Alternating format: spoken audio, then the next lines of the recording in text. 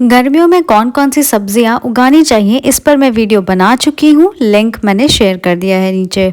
अब आगे seeds germination के बाद के स्टेप्स क्या होंगे, इस वीडियो में मैं आपको बताऊंगी कि गर्मियों की पॉटिंग मिक्सचर कैसे बनानी चाहिए, क्या मीडियम होना चाहिए, और सब्जियों की अपडेट भी दूंगी।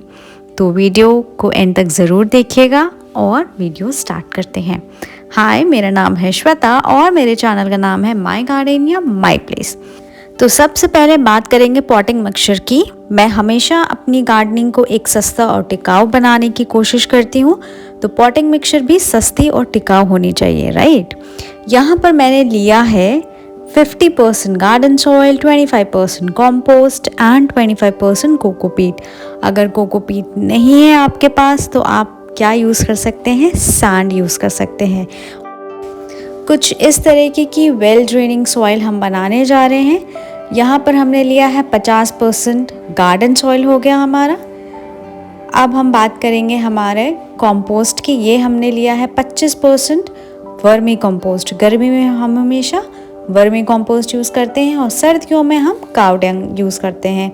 और यहाँ पे एक ब्लॉक है कोकोपीट का, जो कि हम धोकर भिगोकर एंड उसके बाद हम यूज़ करने वाले हैं।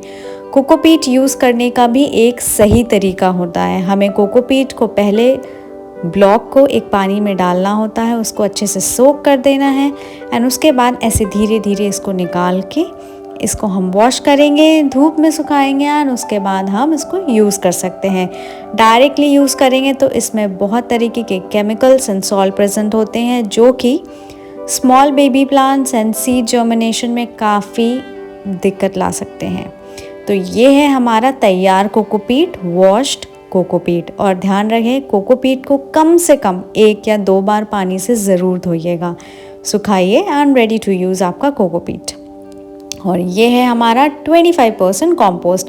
इन तीनों मिक्सचर को अच्छे से हम मिक्स करेंगे। एक हमारा पॉटिंग मीडियम तैयार हो गया है। तो कोई ज़रूरत नहीं है फैंसी चीज़ें डालने की। ये सस्ता, टिकाऊ एंड सालों साल चलने वाला आपका पॉटिंग मिक्सचर है। अब बात करते हैं कि किस में लगाना चाहिए। मैं ज़्यादातर अपनी सब्जियां ग्रो बैग्स में ही लगाना पसंद करती हूँ। ऐसा क्यों?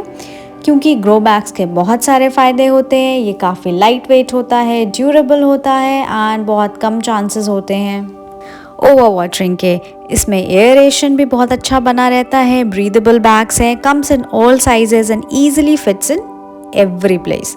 और अब बात करते हैं अपनी सब्जियों की अपडेट के बारे में। तो ये लगभग 15 से 20 दिन के पौधे हो गए हैं। अब बारी है इनको रीपॉटिंग करने की। छोटे पौधों को लगाने का सही टाइम होता है सुबह का या फिर सूरज ढलने के बाद। यहाँ पे मैंने अपने सारे ग्रो बैग्स रेडी कर लिए हैं। हमारे घर में भिंडी कुछ ज़्यादा ही खाई जाती है, तो मैंने सोचा भिंडी के कुछ पौधे डायरेक्टली ग्रो बैग में लगा दें एंड उनका रिजल्ट देखें कि ट्रांसफ़र वाले ज़्यादा अच्छे चले हैं कि डायरेक्ट सो करने वाले। तो यहाँ मैंने भिंडी की सीड्स लगा दी है एंड इसके ऊपर मैं एक पतली सी लेयर कोकोपीट या सेम पॉटिंग मिक्सचर की डाल दूँगी, जैसे हम बाकी के पौधे लगाते हैं। अगर मेरी जैसे फैमिली में जहाँ भिंडी की फरमाइशें थोड़ी ज़्यादा होती हैं, तो 1 या 2 पौधे से काम नहीं चलेगा। कम से कम आपको 10 से 12 पौधे लगाने पड़ेंगे। और ये है मेरे कुछ और सब्जियों का अपडेट।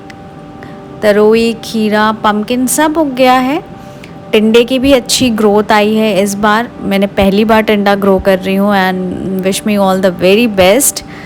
एंड ये है पम्पकिन सबसे अच्छा आया है। ये मेरे ख्याल से सबसे जल्दी उगा है और इसकी हेल्थ तो लाजवाब है।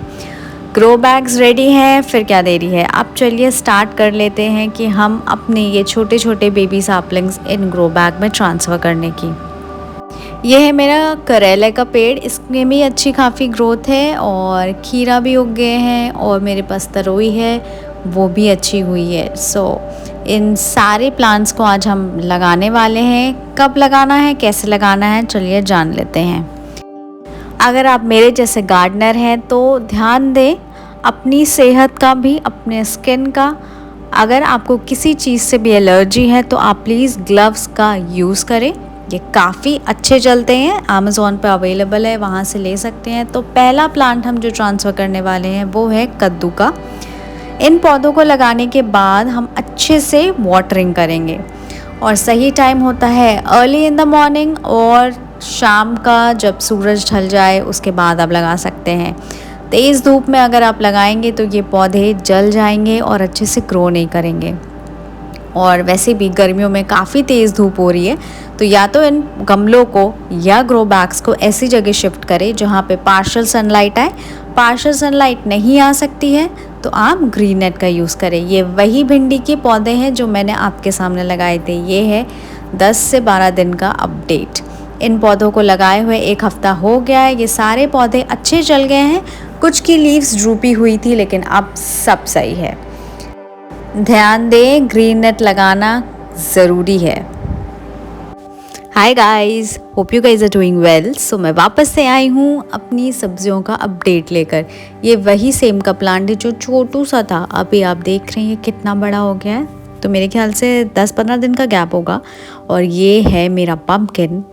इसमें तो फ्लावर्स भी आना शुरू हो गए। मैंने बोला था ना, पम्पकिन की ग्रोथ सबसे अच्छी आई है। छोटे छोटे से फ्लावर्स आ रहे हैं एंड फिर छोटे छोटे से पम्पकिन भी आएंगे कुछ टाइम के बाद। अब आगे चलते हैं और है हमारे पास करेला। करेला भी अच्छे से ग्रो कर रहा है यहाँ पे। इसको मैं सोच रही हूँ एक क्रीपर नेट दे दूँ ताकि अच्छे से उसमें चढ़ता चला जाए एंड आराम से हम पिक कर सकते हैं बाद में। उसके बाद ये है हमारी भिंडी। भिंडी की भी काफ़ी अच्छी ग्रोथ आई है, वो तो मैंने आपके सामने ही लगाई थी। और भी कुछ दिखाना, ये है सफ़ेद अंडे। हाँ, मैं अंडे भी ग्रो करती हूँ। आई मीन सफ़ेद बैगन। लग रहे हैं ना बिल्कुल अंडे।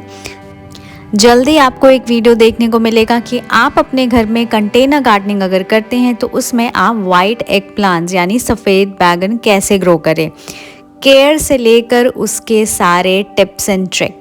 और मैंने यहाँ हार्वेस्ट किया है एक कैप्सिकम। अगर आपने मेरा साथ पूरे एंड तक दिया है तो उसके लिए बहुत बहुत शुक्रिया तहे दिल से। अगर आपको मेरा वीडियो पसंद आए तो लाइक, शेयर एंड सब्सक्राइब ज़रूर कर दीजिएगा।